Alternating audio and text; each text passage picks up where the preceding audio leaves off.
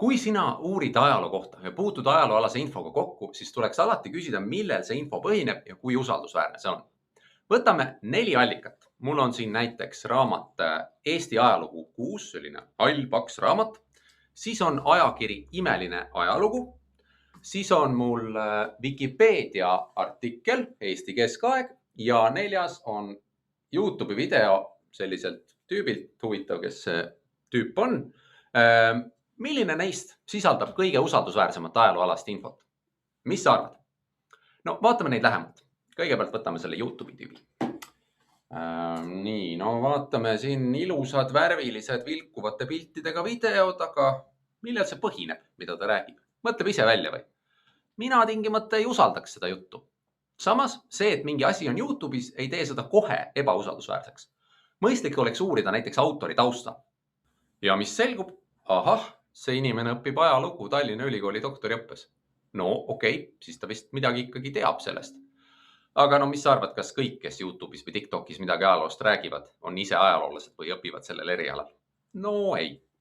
Aga Wikipedia. Ma arvan, et te olete juba kuulnud, kuidas Wikipedia ei ole sobilik allikas, millele viidata näiteks mingis uurimistöös või referaadis.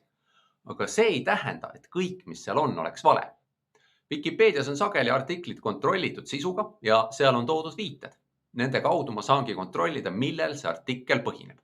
Ja kui ma näen, et siin on mingitele minu meelest sisukatele raamatutele viidatud, siis ma küll ettevaatusega, aga ikkagi julgeksin uskuda, mis siin kirjas on. Aga igaks juhuks tasub mujalt ka kontrollida. Eriti tasub vaadata neid raamatuid, millele viidatakse. Aga nüüd Imeline ajalugu.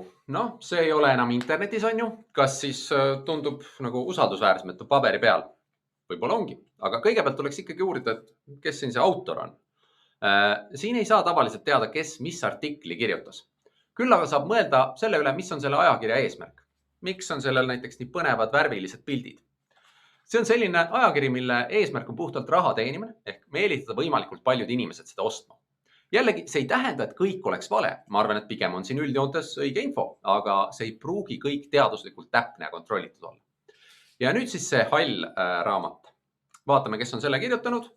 No, ja kui uurime nende tausta, siis selgub, et tegemist on ülikoolides tegutsevate teadlastega. Nad on selle teema suurimad eksperdid selles valdkonnas, nii et minu jaoks pole kahtlust. Kui sinagi arvasid, et see hall raamat on kõige usaldusväärsem, siis sul oli õigus.